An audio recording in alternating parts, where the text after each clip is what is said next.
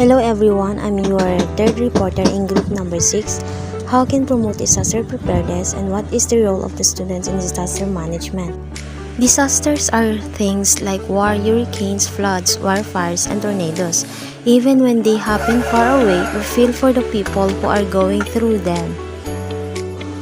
It's also good to find way to help. When we turn our empathy into action, we can do something that matters. What can I do? Find out what kind of help people need. Check the website of a group like the Red Cross or reach out of a local community center, places or worship, or other organizations that are set up to help. Depending on the situation, a relief group may need donations of food, water, or other supplies.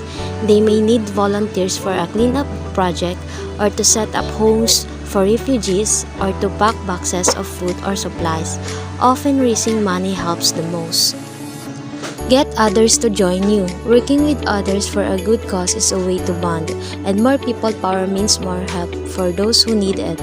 You could decide to do something as a family, or you could do something at school or with people in the community you belong to. Plan what you'll do and make it happen. Let's say you plan to collect supplies. After you find out what's needed, you'll want to post a list of what to bring and when and where to drop it off. You might need a drop box and a place to store the items. Then, be sure to let people know how their giving matters and who will benefit. If you do an event, some could say a few words, or you could use posters or social media to explain. After the event, you'll need to decide how to sort items and get your donations to the charity. Then, work out all the steps needed. Role of the school students in disaster management. You will agree with the belief that education is not only about acquiring knowledge, it is also about applying the knowledge for the betterment of the society.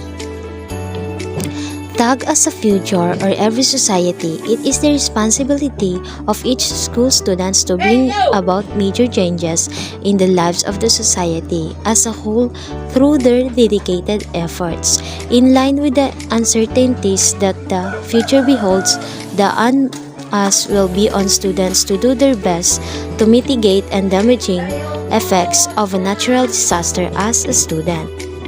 Gaining strength from their acquired bookish and practical knowledge, students play a major role in not only devising well-informed plans to face an eventuality but also in handholding victims of a disaster through their timely interventions.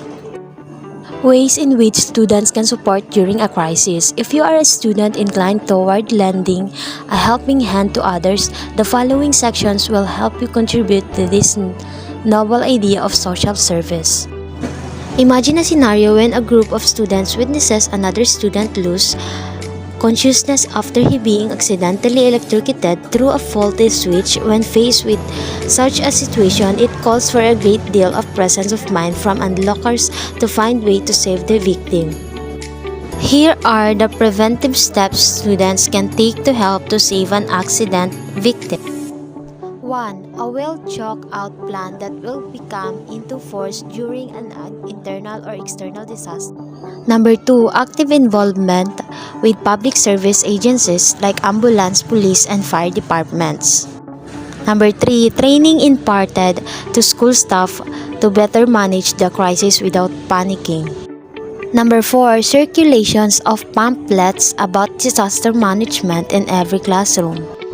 Number 5. Identifying the extent of damage caused by the crisis as a data point for the head of the institutions to initiate corrective measures.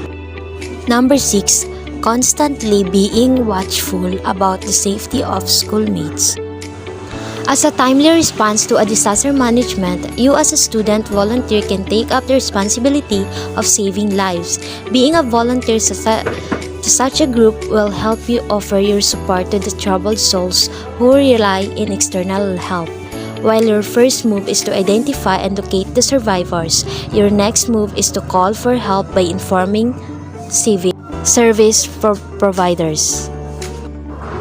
Last but not the least is to provide resources in the form of medicines, food, water, shelter, and clothes to the injured. In order to achieve this goal, you can actively engage in donation camps, trying to do your bit to lessen the inconvenience of a disaster. You can not only collect funds but you can bring also about awareness among communities to part with their old clothes, blankets, and books to the victims. On humanitarian grounds, you can also request others to supply consumables like milk and biscuits to the disaster victims. That's all of my